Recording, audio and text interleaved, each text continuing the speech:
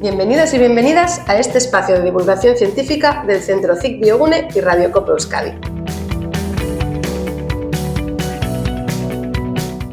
El oxígeno, ese gas esencial pero imperceptible que nos rodea, es vital para nuestra existencia.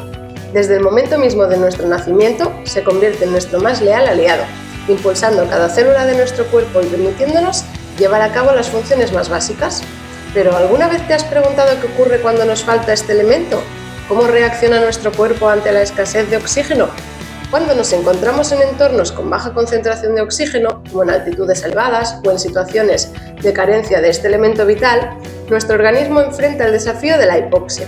En ese estado, las células no reciben la cantidad adecuada de oxígeno para funcionar correctamente, pudiendo tener consecuencias graves para nuestra salud. ¿Cómo afecta la hipoxia a nuestro cuerpo y qué medidas toma para adaptarse? ¿Cuál es la conexión entre la falta de oxígeno y el desarrollo de enfermedades como el cáncer, las afecciones cardiovasculares y respiratorias o la anemia? Hoy buscamos la respuesta a estas preguntas con Edurne Berra, investigadora principal asociada en el Grupo de Señalización y Metabolismo de Células Cancerosas en el Centro CIC Biogune. Bienvenida, Edurne, muchas gracias por venir. Muchas gracias, Yana. Un placer. Bien, pues después de esta introducción, ¿no?, para conocer un poco el papel esencial del oxígeno, la primera pregunta sería ¿cuál es el papel del oxígeno en nuestro cuerpo y cómo afecta a nuestra salud? Bueno, como bien lo has dicho tú, el oxígeno es vital para nosotros y lo es para todas y cada una de los billones de células que forman nuestros órganos, nuestros tejidos. Podríamos decir que somos adictos al oxígeno. El oxígeno es nuestra fuente de energía y eso es muy importante. El oxígeno es para nosotros, vamos a decir, como la gasolina para un coche. Necesitamos oxígeno para sobrevivir, pero además lo necesitamos en su justa medida, ni mucho ni poco. En exceso no es bueno, pero una falta de oxígeno, la hipoxia que tú has mencionado, es aún si cabe más peligroso. La buena noticia en principio es que somos capaces de reaccionar, de adaptarnos y de recuperar los niveles de oxígeno que son necesarios y correctos. Pero por desgracia, la reacción, la adaptación, no siempre es lo buena que necesitamos. O al contrario, lo es en exceso. Y en esos casos, sí, la hipoxia afecta a nuestra salud. Enfermedades como la anemia, los accidentes cerebrovasculares como el ictus o los infartos, la apnea del sueño, todas ellas se asocian con una adaptación insuficiente. Otras, en cambio, como el cáncer, por ejemplo, se benefician de la hipoxia. ¿Y qué avances científicos se han realizado entonces en ese contexto, en la comprensión de estos mecanismos de regulación de las enfermedades que has mencionado ahora mismo y qué efectos puede provocar? En los últimos 25 años se han realizado grandes avances en este campo. Podemos estar orgullosos. Destacaría, de hecho, 3 de ellos. En primer lugar, se ha descubierto al jefe de orquesta, al que dirige la adaptación a la falta de oxígeno.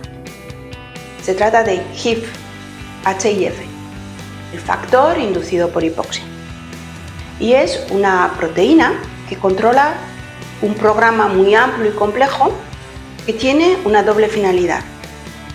Nos falta el oxígeno, entonces, ¿qué es lo que queremos?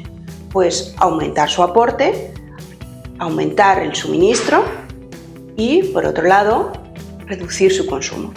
Y eso lo hace HIF. También se han identificado unos sensores de oxígeno. Son como unos vigilantes que hacen saltar las alarmas cuando detectan que nos falta el oxígeno.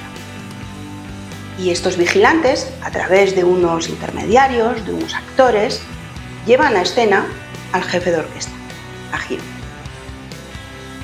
En tercer lugar, se ha descubierto VHL, una proteína, un intermediario, uno de estos actores que cuando no funciona correctamente causa el denominado síndrome de von Hippel-Lindau.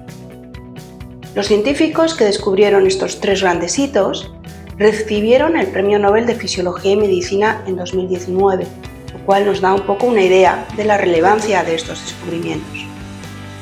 Sin embargo, todavía nos queda mucho por descubrir. Pues sí, y bueno, ahora que tenemos esta fotografía global de la investigación que se desarrolla en este campo, concretamente, Edurne, ¿podrías explicarnos en qué se centra tu investigación y cómo está contribuyendo al avance de este campo? Nuestra investigación se puede resumir en 3 grandes líneas.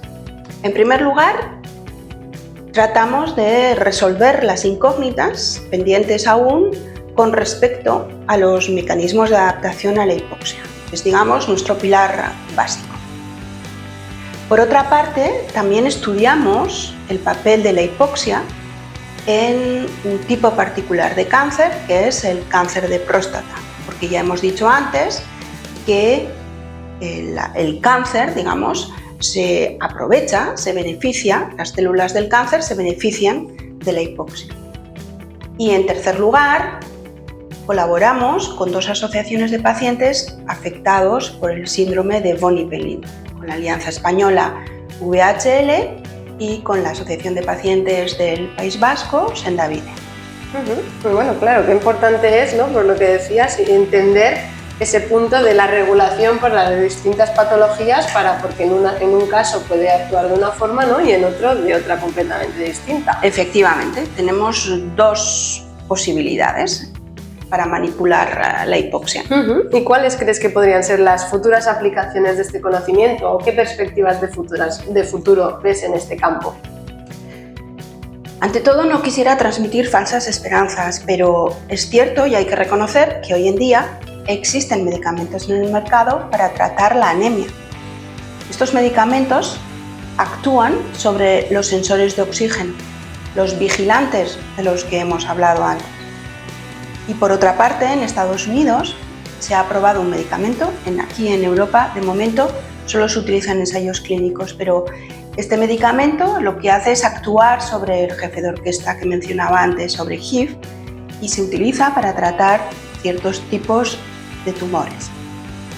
A mí me gusta pensar que un día podremos mejorar el diagnóstico y sobre todo la calidad de vida de los pacientes con cáncer de próstata y de los pacientes que padecen el síndrome de VHL gracias a nuestra investigación y nuestro proyecto de terapia génica. Pero seamos humildes y reconozcamos que por el momento toca seguir investigando. Totalmente de acuerdo, y como siempre decimos al final de todos estos episodios es de remarcar la importancia, ¿no?, de la investigación, del apoyo a la investigación para que se pueda seguir trabajando, entendiendo cómo funcionan las enfermedades, la ciencia, todo, para poder seguir, para poder avanzar.